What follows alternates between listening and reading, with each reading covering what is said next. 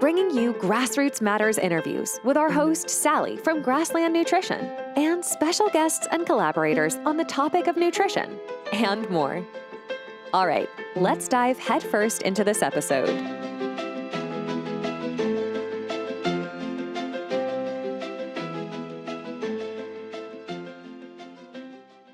Hello, it's Sally from the Grassland Nutrition team with another episode of Grassroots Matters, where we talk to individuals in our community with inspiring stories.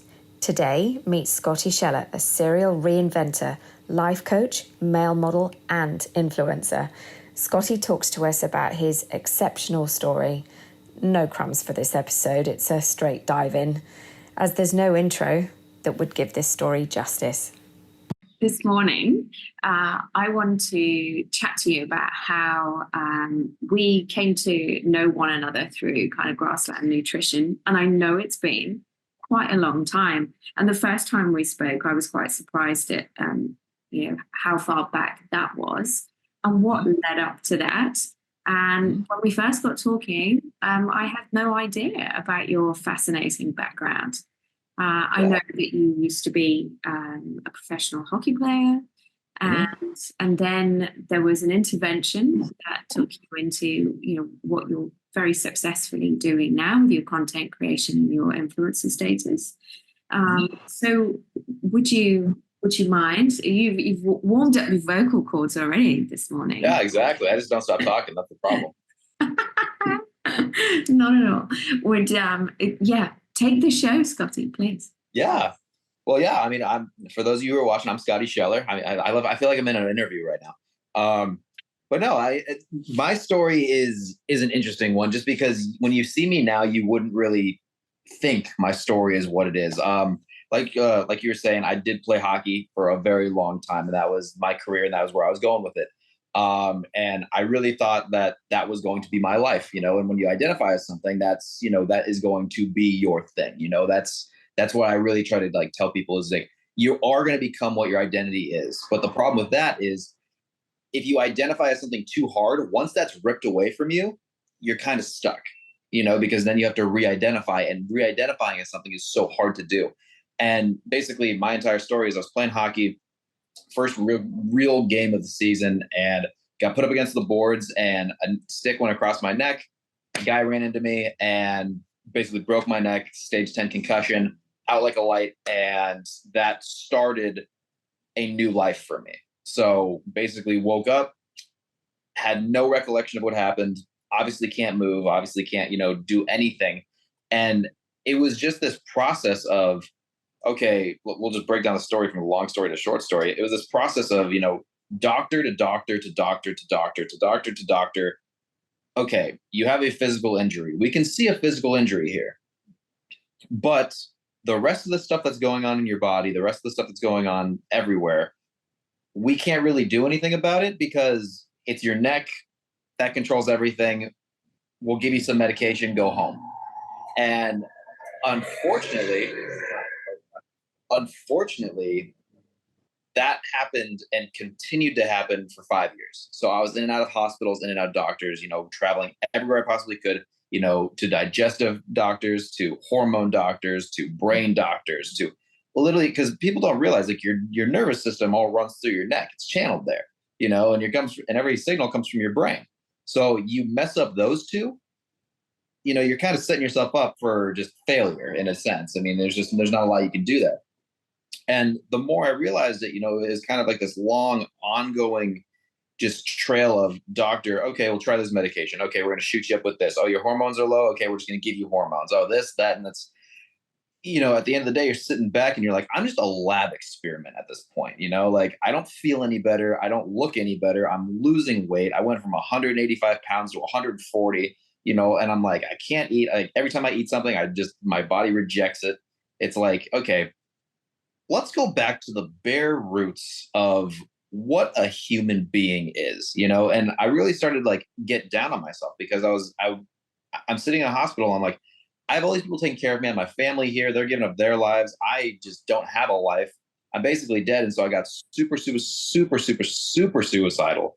and super depressed. And I was like, and it came to the point where I was like, I wrote out my note and I was like, I'm going to take my life. I'm done. I don't want to be here anymore.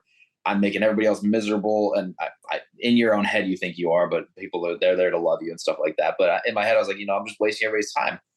And I said, I'm going to give myself 6 months. I'm going to give myself 6 months. If I can't figure this out by myself, it's over. Like, I'm done. I'm capping out. And I just went on this journey. I ordered every single textbook I could on the human body. I got every course on the human mind. I got everything I could possibly get about being a person. I tried to learn it, and that meant taking college courses. That meant, just dropping money on, on these random courses and people all around the world who were dropping knowledge, trying to get in touch with podcasters, trying to get in touch with anybody who could help me, who could give me a little bit of knowledge. And I went on this 6-month journey of just learning the body. And that was probably the best thing that could ever happen to me, because I started finding little things like, okay, how neurons connect and how the brain is majority fat, and how, like your neck and all of the tissues in between all of your spinal columns or in your vertebrae are all, like the collagen that is basically what you take in. And I was having no collagen and stuff like that. And so I'm implementing these little things dietarily, and I'm like, oh, well, I feel a little better, but it's not like a night and day. It's like, oh, my stomach's working a little bit better, or like, oh, I'm starting to I remember the first thing that I noticed is like my stomach would start gargling, and it never did that. And it was like, I wonder what that is, and I was just taking notes on so diligently, like the littlest things, because people don't realize, like, we take so much for granted. There was a time where I couldn't move around like this, and I couldn't breathe and like put my head and talk and, eat by myself and do all these things. And so it's such a limiting factor. And so what I realized in this through going through it is I started to realize that a lot of this stuff is in your head. A lot of stuff is in your brain. It's the same thing of, when you think about throwing up, nobody wants to think about throwing up. Nobody wants to think about that. But the second you start to think about throwing up, even if you're not sick, if you sit there and you just focus on throwing up long enough, you will bring yourself to throw up. You just will. You can convince your body to do whatever it wants to do. And I took that and I was like, well, if that's the case, I've been laying in a hospital bed for 6 years. People have been telling me, you're sick, you're this, you're that, you're this, you're that. Okay, you're broken, you're this, and you need these medications, you need that. I started realizing that I've been telling myself this for the last 6 years, that I'm sick. I'm not going to get better. I need another doctor. I need this. I need this person. I need this medication. I need that. And I couldn't fathom that it couldn't be that easy. It couldn't be like, well, if I just change my mood and change my mindset on things, do I get better? And I read a book by Dr. Joe Dispenza, and he was talking about the power of the mind and how your mind controls literally everything.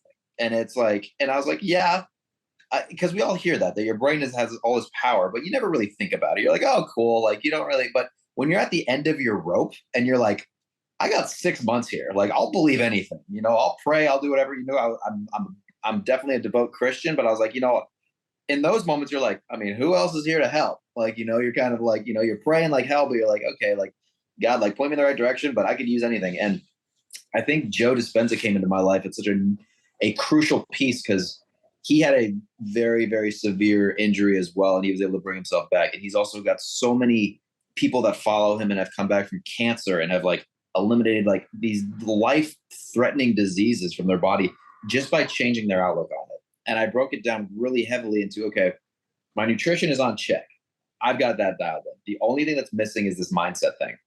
And so I started just changing my mindset. And every single day it was, I'm not sick. I'm fine. I'm better. And I'm talking to people. If somebody asked me how I was doing, even if I wasn't feeling that good, I was like, dude, I'm feeling perfect. Like, I don't know, man. Like, I feel amazing. Or like somebody would be like, well, like your hormone panels don't look like this. I'm like, those aren't my hormone panels. Like, I don't know what you're talking about. That's not, I don't want to see them. Like, that's not, I don't want to talk about it. I know that they're healthy. I know they're healthy. I was living in the future. And, there's like this part of everybody who goes, well, isn't that faking it till you make it? And it's like, there's nothing wrong with faking it till you make it if your intent is making it. Yeah. If you're not hurting anybody, you're not lying to anybody. If your intent is just, I need to get better, go for it. Fake it and make it happen, and that's what manifestation is. And, that's the law of attraction. It's seeing it before it happens. and then living in it every single day. And so I started doing that. And I found that within like 3 months, I had brought myself back to like 80%.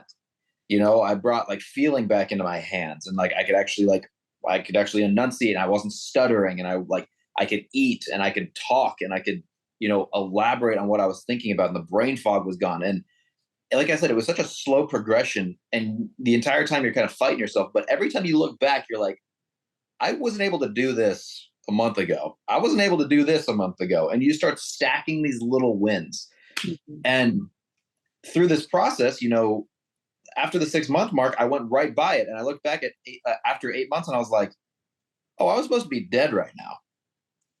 And it was this moment of, I am in full control of everything in my life. And I can do whatever I put my mind to. If I could do that, what else could I do with this? And through this process of getting better, I was having people reach out and like asking how I was doing. Of course, I'm faking until I make it. And I'd ask them how they're doing. And they'd be like, yeah, I'm great. But like my mom is sick, or my mom's got this or something like that. I'm like, oh, tell me a little bit more about it. Because I'm not doing anything. I just want to talk. I want to hear people they're talking about. And they did, well, my mom's been suffering with this autoimmune condition for like decades now. We can't figure it out. And I would just happen to be like, well, I was actually reading in a book about that 3 weeks ago. And they said that these are all the main causes. Like, have you tried all these? And they're like, yeah, we've tried everything. Like, obviously, like when you get sick, you Google everything, and so you've tried all the base layers. But I was so far deep in information that I was learning little things that like, well, there happens to be this little weird bean that's grown in Peru, and it's broken down, and it's in this supplement. I mean, maybe try this supplement, remove all of this stuff. And then also, if she's eating, like, look at all the stuff she's eating. If it comes in a bag, just look for this random little ingredient. And they would take up that random little ingredient and get so like dissect it super, super hard, like I was doing. And I'd call them back in like 3 or 4 weeks, and they'd be like, oh, like, dude, I didn't tell you, like, we got her blood work done and she's completely in remission. And I'm like, okay, well, that's awesome. Like whatever, like that's cool. And that would happen over and over and over again. And when you start to see patterns like that, I was like, well, now I've got an act where I can help people. People are looking for knowledge, and I just have knowledge. I'm not a teacher, and I'm not the smartest guy in the room, but I have information, and one of my best qualities and one of my biggest gifts is I can relay information. And so I was like, well, I'm getting out. I don't have a career anymore. What if I started a career as a nutrition coach, or just a coach in general who could help you out and give you information? And it was one after the other where people would just start talking about me and talking to their friends and saying like, hey, like Scotty helped my mom out, or Scotty helped my brother out. He did this. And all of a sudden I've got a clientele basis of 150 people who I'm just talking to. And I went from a hockey player to not doing anything to now I'm this coach to now having a successful business with more people than I could possibly take care of on my own. And now I'm this guy who's like, okay, now I'm a business guy. So I've got to hire clients. I've got to hire people to help me.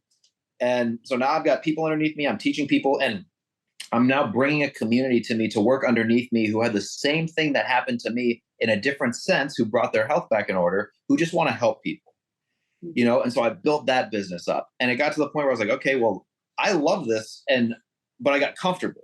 I got complacent with it. I was like, like I still love helping people, but it's not my passion anymore. And so I went, well, if I can turn this into something that's something worth buying, I wonder if I could sell this. And I started just working on myself. Okay, if I'm going to be the guy who sells businesses, I got to learn everything about business. And I am now I'm a business owner. I'm a guy who sells businesses.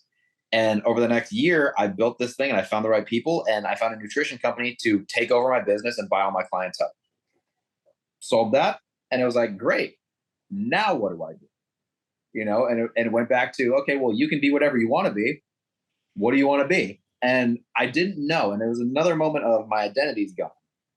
And it's just a recurring thing in my life where I trade identity for identity for identity for identity. It's kind of like addiction. I never say that anybody's going to get rid of their addictions, because addiction is one of those things that you can't kick. You just simply trade your addiction for another addiction. And that's why you see a lot of people who are on drugs or drinking end up in the gym full time, because they traded that, and now they're so addicted to working out and being healthy that they're never going to go back to that lifestyle, but they have a new addiction, And so now we have another problem where it's like, okay, now they're way too into their health and they end up, hurting themselves on that metric. So it's a constant balance. But with the identity thing, I was like, what can I do that's just so out of the league for me that I don't even think I could do it. And I was like, I wonder if I could be a male model.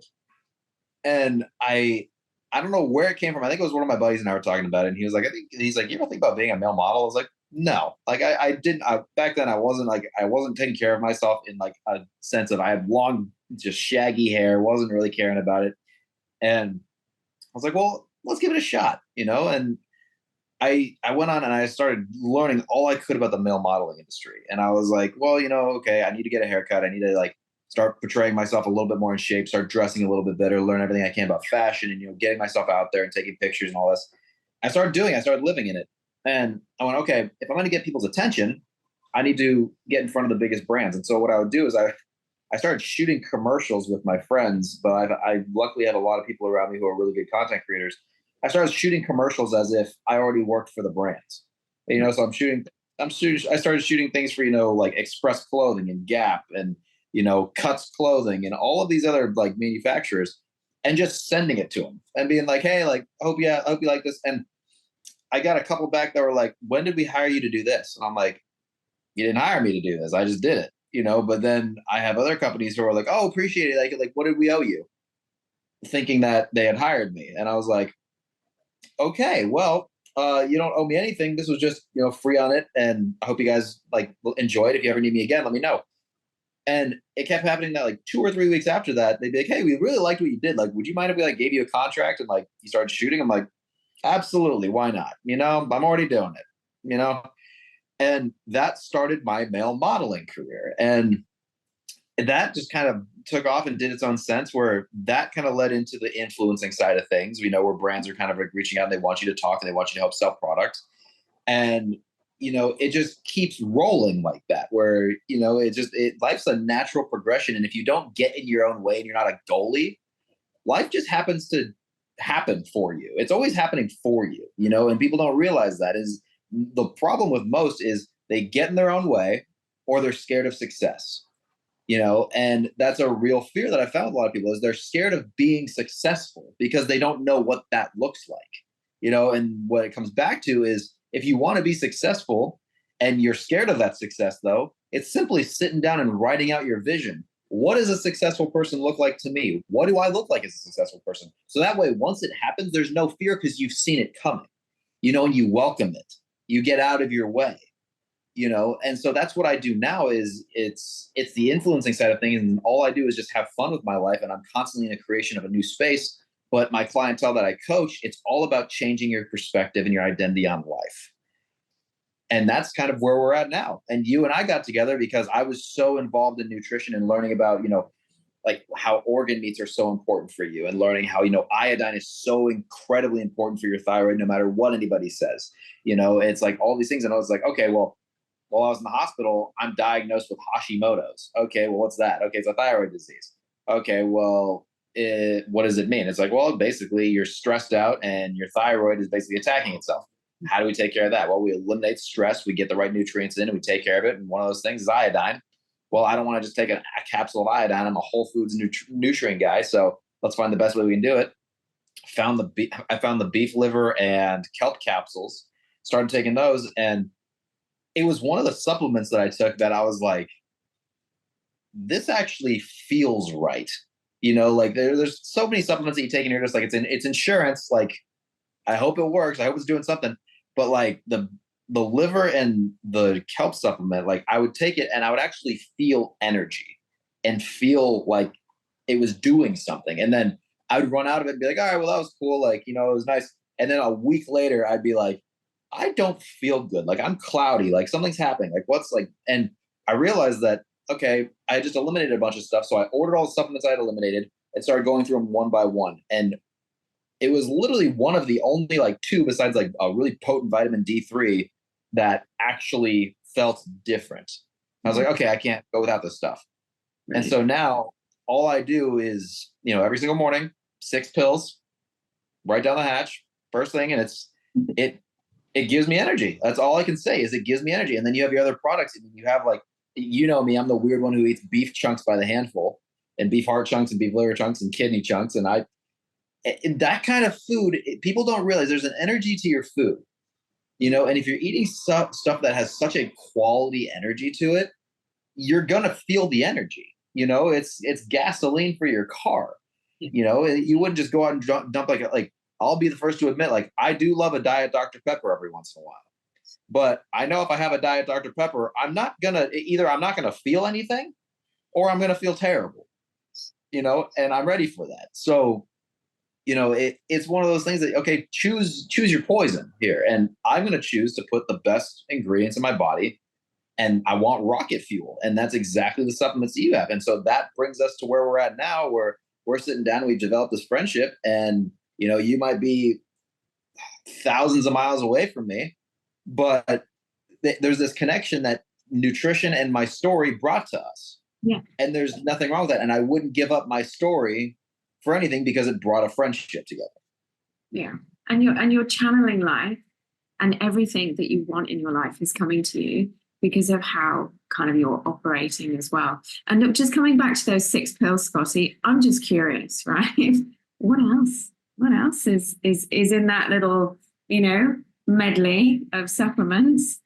Yeah. So I take yours, obviously. I take a vitamin D3 just because I believe everybody's deficient in vitamin D. I think you should get your I'm a big fan of blood work. So get blood work done.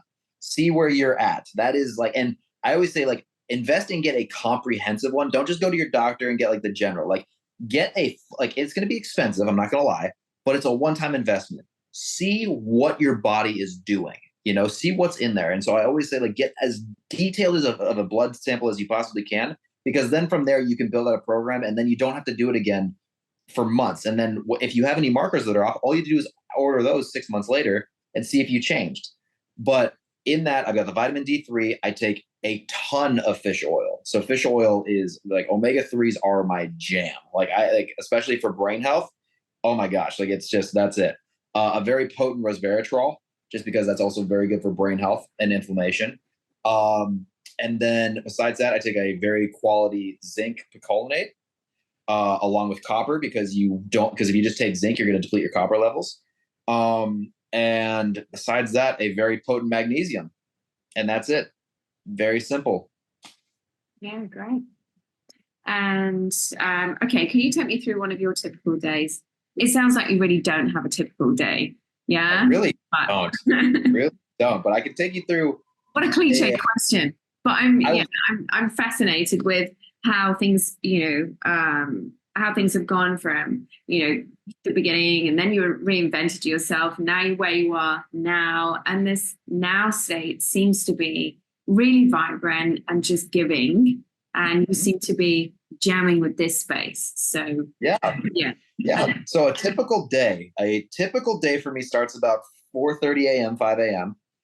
Just because I have clients that are all over the United States, and so I really like to, you don't really know, especially with what we're going through, like the time zone stuff, you never know what time somebody's gonna be working. And a lot of my people that I work with are very high performers.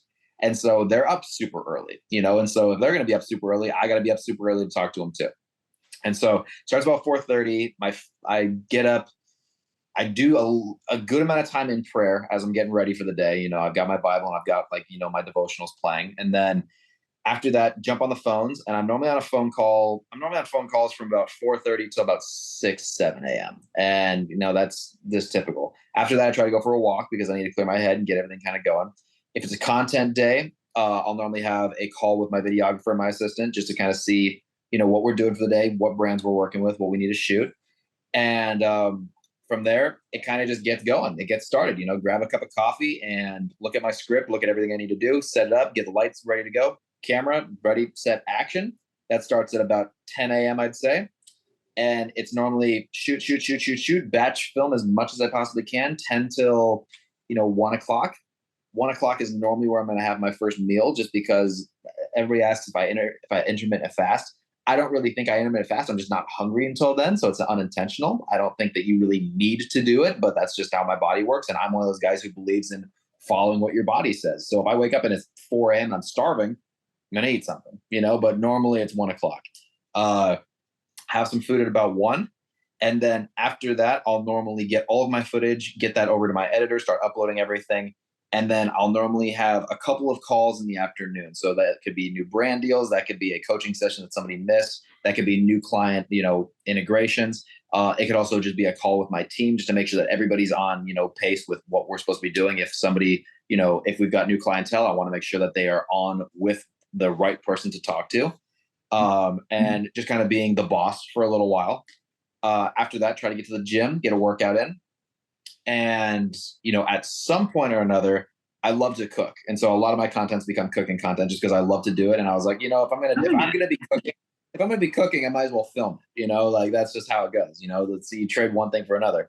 And so I'll try to come up with a dish or try to come up with a recipe and, go out, get some groceries or have my assistant go out and get my groceries. And then, about 5 o'clock, start shooting that. And, starting to kind of about 5 o'clock is when I try to start to unwind. Do a little bit of reading, a little bit of prayer, put on my blue light blockers and turn on some red light. And, just kind of go about the rest of my evening. It sounds like a very, very boring day. There's not at all. It doesn't. It sounds really structured. Yeah. Yeah. And that's kind of how it has to be. Yeah. It has to be like that. And but it's also, that's a content day. I'll also have days like today where it's podcasting and it's, interviews and it's woke up at 4 a.m. and was able to walk and get a cup of coffee and take a walk this morning, and, had an hour gap where nothing was going on. And then we're doing this right now. And then I get to turn around and go to the next podcast, and then the rest of my day is just backfilled with everything that needs to get done. And especially like we talked about at the beginning of this call is got to get out and do some Christmas shopping, so it's finding those little periods of time where, that's the cool part about the life that I've built for myself is I'm in full control of it, and so if there's ever a moment besides trying to make sure that everybody else is happy and everybody else is working and everybody else is there, if I have these little pieces and gaps where it's like, okay, I could be shooting right now, but I don't need to, I can go, okay, you can take a second to step back, take a breath, go do your thing, and that's one of the things that a lot of people kind of come to me with are like, how do you not get burnt out? You got so much coming on. And I'm like, people tend to feel burnout coming before they get burnt out. Burnout just doesn't happen. It's not just one of those things that like, oh, I'm burnt out. Like, no, like you're going to feel it coming. The problem with people who get burnt out is they feel it coming. They don't do anything about it. And then they sacrifice a ton of time afterwards instead of sacrificing a little time for themselves right now. And so that's what I try to really focus on. Yeah. Okay, so you just know, from previous experience when those triggers are coming. Yeah, when you're feeling that brain fog, when you're feeling like dog tired. Yeah, to take some time out for yourself. And so over the Christmas period, then when you actually get to that point, because it's happening really soon, will you take a bit of time out for yourself? I think that you should take time off when you feel you need time off. So there's never a moment where I'm like, okay, I'm going to plan a vacation. I'm going to plan this. I'm going to plan that. It's, because let's say that I plan something I plan to like take some time off, but that could be like my most productive time, and I get to that point. I'm like, okay, well, I could have been getting all of this stuff done. And now I have this guilt on the back of my mind of, well, now I'm just relaxing, doing nothing when I have all this energy, like that's where my mind always goes with it. And I don't know if that's the healthiest way to look at it, but I just don't plan it. So if I start to feel like, okay, I'm getting a little shaky here, I can feel like, anxiety's building up a little bit. I've got a lot on my plate. That's normally the first thing I'm going to do is text my assistant and be like, hey, do we have in 2 weeks, what do we have going on? And like, I try to schedule out a little bit ahead of time because I know by about 2 weeks is when I'm going to hit that mark of I need to take a break, and so we'll plan something out, be like, hey, like we just have this little structure, this little communication of, hey, things are shaky. And she knows exactly what that means. It's like, okay, cool. 2 weeks from now, I know that we're not booking anything for 3 days. You can go do whatever you want to. I have a day to myself, go get a massage, have a full day of just not doing anything. And that could literally just be me going and driving up to Sedona, Arizona, and just walking around for a day and just walking and doing nothing. And then I come back, I'm clear and I feel great because I didn't have anything to do. And then I'm recharged, and that's it. It's over. It's your battery's refull. And I'm like, okay, cool. I did what I needed to do. I took some time off. Now it's time to go back. But I also don't force myself to come back if it's not time. And I think I'm blessed in the sense where I can control my time like that, where it's, if I need a little extra time, I can give myself a little extra time. I'm not forced. I don't have that anxiety that I always call it the next morning flight anxiety, where you have a flight in the morning and you can't sleep because all you're thinking about is flying and getting up in time. And so I never have that anxiety of I need to get this done at a certain time, and I think that's a blessing that you know, I've been given, and I don't take it for granted, but it took a lot of work to get here. And once you come to like the fruition of all of your labor, I think it's such a beautiful place to be in bliss, because you realize that you created something from nothing and now you're in complete control. Is there anything you're still working on? Is there anything you haven't quite nailed yet in your? Oh, tons. That's the thing is like, if you don't know, like, and I'm guessing you're talking just like success wise and like what I want out of life. Yeah. So is there anything that kind of nags at you a little bit and you're like, okay, like I've got all these things down pat and, these things are jamming really well. However, I want this for myself, or this isn't, tracking as well. Absolutely. And that's kind of the cool part about life is I don't think you should ever get to the point where you're like, I got it. Like, woo, like that doesn't hit me, because my thing is, I don't think you should ever want to win. Like, I don't think you should ever want to beat life, because at that point, that's death. If you win at life, you're dead. That's the finish line. And so I always try to chase. I think Matthew McConaughey said it so well. He's like, they asked him like who his biggest inspiration was, and he's like, well, my biggest inspiration is me in 10 years. And they're like, well, okay, like, what is that going to look like when you get there? He's like, I don't know. Ask me in 10 years. Yeah. And they got to 10 years later and they asked him the question. They're like, well, like, did you get everything you want? Like, who's your inspiration? Like, did you finally find your inspiration? He goes, oh, no. My inspiration is me in 10 years. And you keep pushing it back because, if I just have that end goal, it's like, okay, now what? And that's the identity piece that I kind of try to coach people on a lot. You can't identify with an end. You can't identify with a single metric. And so my thing now is, I'm 29 years old and my next role in life is going to be a father. In order to be a father, you kind of need a mother, so it's like, now it's like the relationship thing where it's like, I've put so much time into my business and developing myself. Now it's time to start focusing on outward. Okay, who is going to help me take that dream and make it a reality? Yeah. And being open to, before it was business. Now it's, how do I learn how to control business and have my schedule and my stuff, but also allow a woman into my life to, grow and attain a future together, and I'm not perfect by any means, I'm not even close. And so it's now going back to the drawing board going, okay, I need to figure out how to time allocate time to me, time to work, time for family, time for business, time for this. Once I figure that out, then I can bring a woman in and go, okay, because I'm one of those guys who, if I'm going to have somebody in my life, it's your everything, and that's everybody in my life. When I'm with anybody, my friends, my clients, anything, in that moment, you are everything.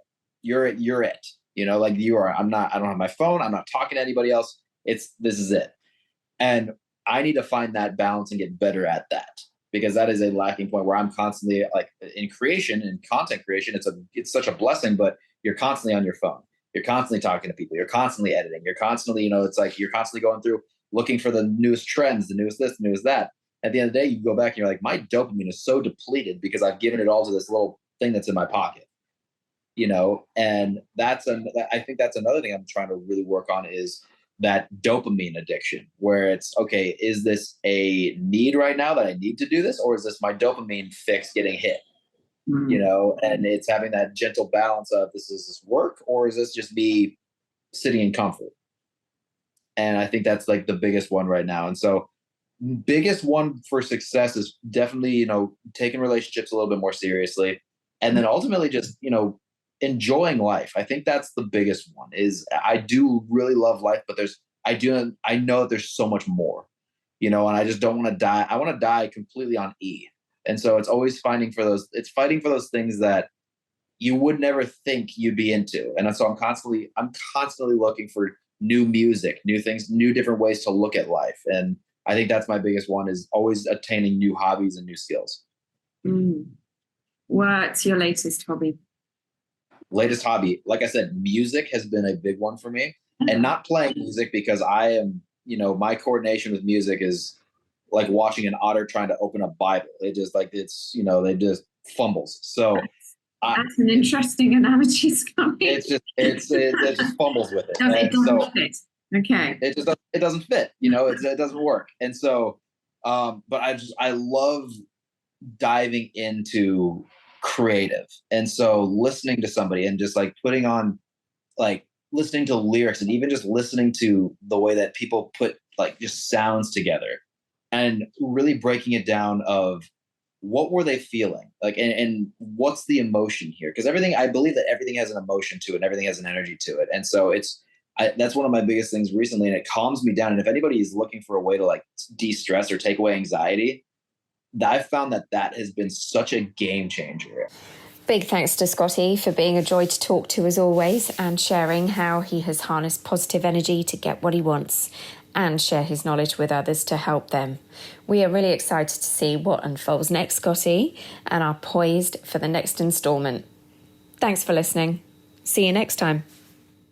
Thank you for tuning in to the Grassroots Matters podcast. If you've enjoyed what you've heard today, please feel free to rate, subscribe, or leave a review wherever you listen to your podcasts. That helps others find the show, and we greatly appreciate it. Once again, thanks for joining us, and we hope you'll come back again for the next episode.